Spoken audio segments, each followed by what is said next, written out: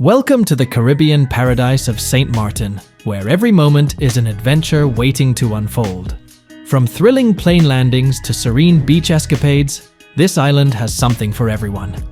Join us as we explore the top 10 things to do in St. Martin, which is guaranteed to ignite your wanderlust and leave you craving more. Number 1. Maho Beach for extreme plane spotting. The Maho Beach on St. Martin is popular all over the world thanks to Instagram and TV. This is where planes seem to land dangerously close to the beach at Princess Juliana International Airport, which has a very small runway. Day trippers from cruise ships come between 11 a.m. and 3 p.m., which is also the busiest time. However, this is the best time to see big planes land and take off. The beach will probably be all yours by 4 p.m. At the Sunset Beach Bar on the east side of the beach, you can get the best snaps. On a surfboard outside the bar, they write down the times that flights arrive and leave. When the jets fly over, the noise is so loud and exciting.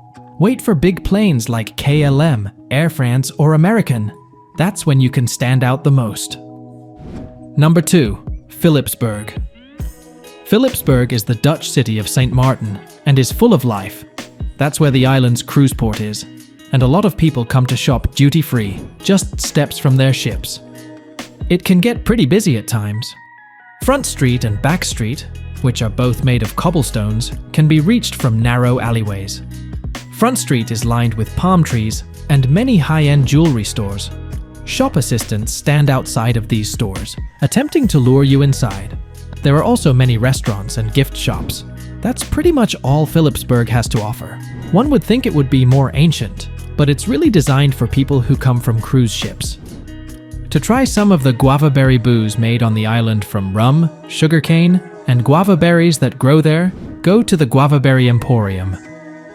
After shopping, take a walk along the beautiful beach that runs next to Front Street along Great Bay Beach. There are many special bars and restaurants in St. Martin where you can try some of the island's delicious Caribbean food.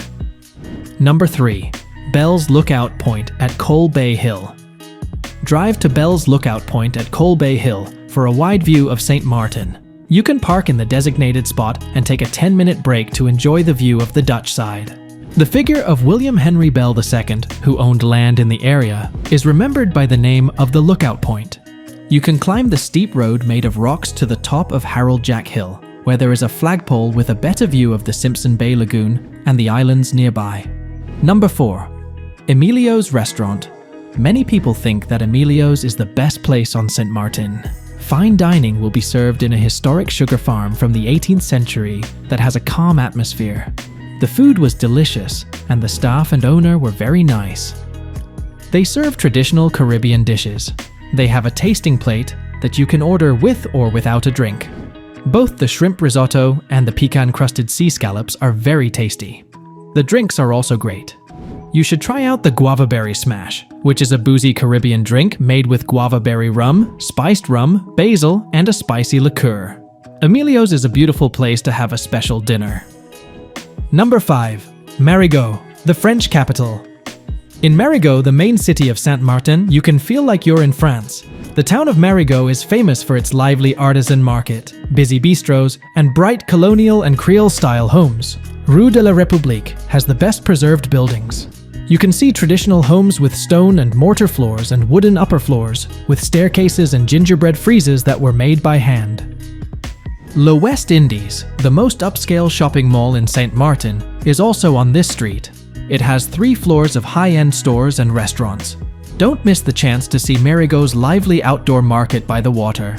They sell clothes, small items, and some art and crafts made by local artists, as well as different kinds of rum. The Marigot market is open from 8 a.m. to 6 p.m. Monday through Saturday. There will be more sellers and stalls when the cruise ships come in. It was impossible for Garth not to buy another stupid fridge magnet for our collection. Number 6. Fort Louis. When you're done with Marigot, take a drive up to the famous Fort Louis to see a great view of both Marigot and sandy ground.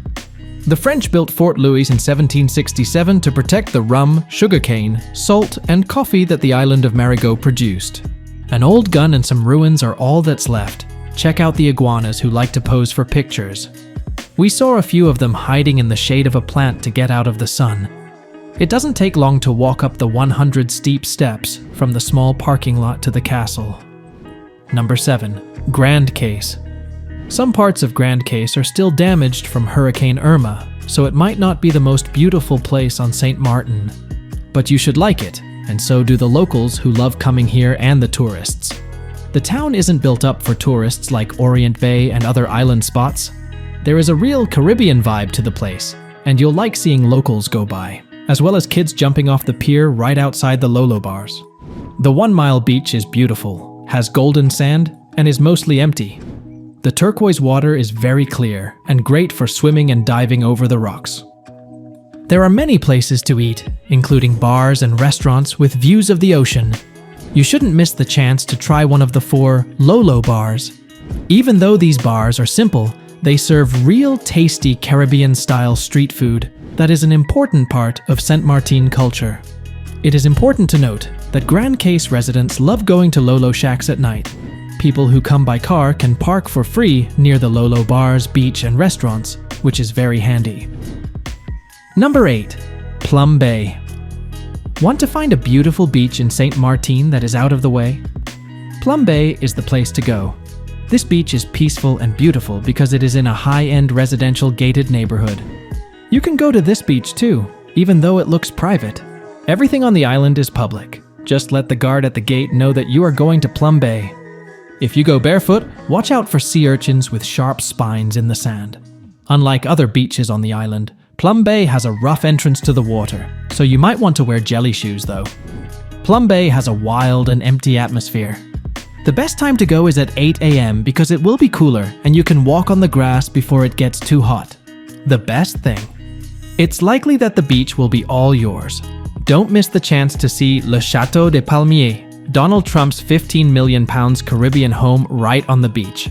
It is said to have been bought as an investment and can be rented out. Number 9. Friar's Bay. The beach at Friar's Bay in St. Martin is another secret gem. This is a great secluded beach that is great for snorkeling and is far from the people. Friar's Bay's best place to swim is near the rocks at the far end of the beach. We loved seeing all kinds of fish here, from tiny colorful fish to much bigger fish.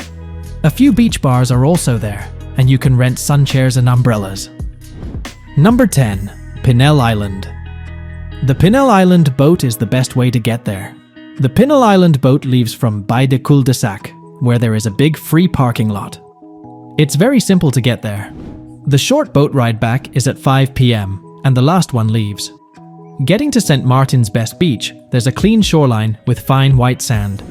The water was nice and shallow, and you could see St. Martin clearly across the water. Just past all the sunbeds on Pinel Island is the best place to dive because you can swim over the rocky reefs. Pinel Island is small, but its main beach is full of people lying on beach chairs. It's clear that they're only given to the best ones right on the water. The beach restaurant is pricey, but the fish and lobster are fresh. On the other side of Pinel Island, you can take a short hike to reach a beach where you don't have to wear clothes. There are rocks and rough waves here, so it's not a good place to swim, but you might see iguanas lying in the sun. What a journey it has been exploring the wonders of St. Martin. Which activity are you most excited to try? Have you visited St. Martin before, and if so, what was your favorite memory? Share your thoughts in the comments below. Don't forget to like this video if you enjoyed it, and subscribe to our channel for more travel adventures.